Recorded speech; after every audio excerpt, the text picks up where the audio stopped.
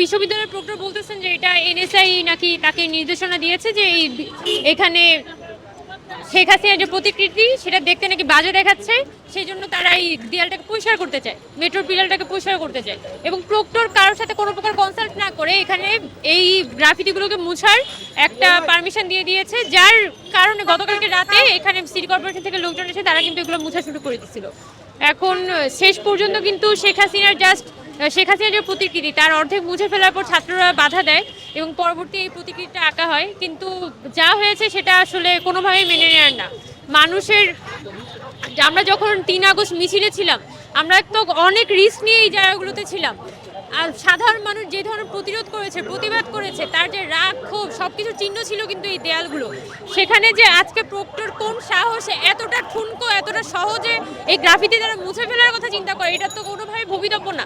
এটা আমরা সহজেই বোঝা যায় যে এখানে প্রক্টর যদি কোনোভাবে এই ধরনের একটা ইরেসপন্সিবল আচরণ করে, তার মানে তার আসলে ওই পথটাতে থাকার মতো কোনো যোগ্যতাই নাই, ন্যূনতম কোনো সেন্সিটিভিটি তার নাই।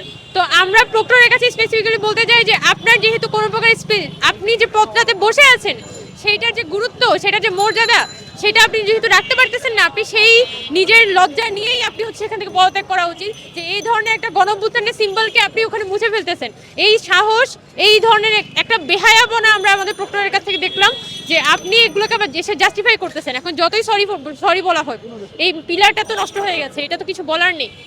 কথা বলতে যাতে দ্রুত এখানে রেস্টোরেশনের মধ্যে যাওয়া যায়। গতকালকে রাতে একটা গ্রাফিতি করা হয়েছিল, কিন্তু এই গ্রাফিতি কোনোভাবেই জনগণের কাছে অ্যাকসেপ্টেড হচ্ছে না, বরং এখানে শেখ হাসিনার যে প্রতিকৃতি সেটা পুনরায় অঙ্কন করে মানুষের যে ক্ষোভ ঘৃণা সেটারই একটা প্রতিফলন থাকতে হবে এই পিলারটার মধ্যে, এবং সেটার একটা প্রতীক হিসেবে আমরা এই পিলারটাকে রেখে দিতে চাই।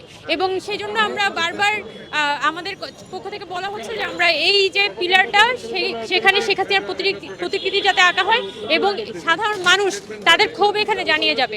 এটা জনগণের সম্পত্তি, এটা ইউনিভার্সিটি একার সম্পত্তি না। এগুলা এইভাবে যে ইউনিভার্সিটিটাকে দিনের পর দিন সংকুচিত করে আনা হচ্ছে এবং ইউনিভার্সিটি একটা পিলার, এটা জনগণের সম্পত্তি, এটাকে এই বোধটুকু ইউনিভার্সিটির পক্ষ থেকে মধ্যে নাই। এবং আমরা খুব স্পষ্টভাবে বলতে চাই যে প্রক্টর যিনি আছেন তাকে সম্পূর্ণ এখানে দায় স্বীকার করে তাকে পদত্যাগ করা উচিত। গোয়েন্দা সংস্থা এসে প্রক্টরকে বলবে এবং প্রক্টর উইদাউট এনি কনসালটেশন এরকম একটা গণঅভ্যুত্থানের গ্রাফিতি মুছে ফেলবে, এটা তো কোনোভাবেই না। এরকম যদি হতো যে ক্যাম্পাসে আইন শৃঙ্খলা সংক্রান্ত কোনো বিষয় নিয়ে গোয়েন্দা সংস্থা তথ্য দিয়েছে এবং সেই অনুযায়ী প্রক্টর অ্যাকশন নিচ্ছে, that would have been a different thing. কিন্তু এখানে একটা গণঅভ্যুত্থানের সিম্বল, এইটাকে যারা মুছে ফেলতে বলে অবশ্যই তার কোনো একটা নেগেটিভ ইন্টেনশন আছে।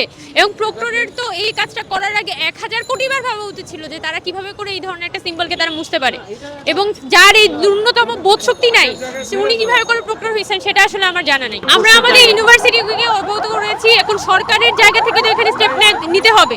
সরকার যদি এখানে প্রিজার্ভেশনের দায়িত্বটা না নেয়, গণঅভ্যুত্থানের জন্য সিম্বল হিসেবে কিন্তু গণভবনকে তারা একটা জাদুঘর রূপান্তর করতে যাচ্ছে, তাহলে এই যে পিলারটা এটা দিয়ে কিন্তু তারা এত নজর দেন নাই। এখন আমরা ধরেছিলাম যে আচ্ছা এই পিলারটা তো আমাদের সম্পত্তি, এটা জনগণের সম্পত্তি, এটাকে আলাদা করে আইসোলেশনে নেওয়ার কিছু নাই, কিন্তু এইটার দিকে যে সবার চোখ আছে এবং এটাকে যে মুছে ফেলার চেষ্টা করা হচ্ছে সেটা আসলে খুবই দুঃখজনক। সেই জায়গা থেকে গভর্নমেন্টে যারা এই জিনিসটার সাথে জড়িত সরকারের মধ্য থেকে তাদেরকে অবশ্যই আইনের আওতায় আনা উচিত।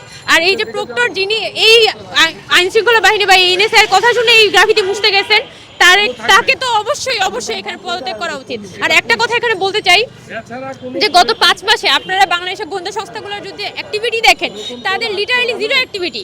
বাংলাদেশের ছিনতাই, খুন, রাহাজানি, মানে লুটপাট, ডাকাতি কিচ্ছু বাকি নাই, সবকিছুই কিন্তু দেদারসে হচ্ছে, আসামি ধরা পড়ছে না, এবং যখন গোয়েন্দা সংস্থা কিন্তু প্রপারলি ফাংশন করছে না। আওয়ামী লীগের বিচারের বিষয়টা দেখেন, আওয়ামী লীগের নেতারা কে কোথায় আছে এটা কিন্তু গোয়েন্দা সংস্থা খুব ভালো করে জানে, তারা তো কোনো ধরনের অ্যাকশন নিচ্ছে না।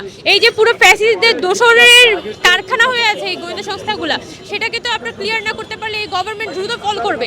এই ধরনের এই গোয়েন্দা সংস্থা যে পুরোপুরি আওয়ামী লীগের পারপাস সার্ভ করে যাচ্ছে, এটা তো তাদের অ্যাক্টিভিটিস দেখলেই বোঝা যায়। তাহলে গভর্নমেন্ট যে একটা অভ্যুত্থানের মধ্য দিয়ে এখানে উঠে আসতো, সে গভর্নমেন্ট আসলে তার কাজটা কি? সে যাতে অভ্যুত্থানকে যদি প্রিজার্ভ করতে না পারে, তাহলে গভর্নমেন্ট আসলে কাজটা কি?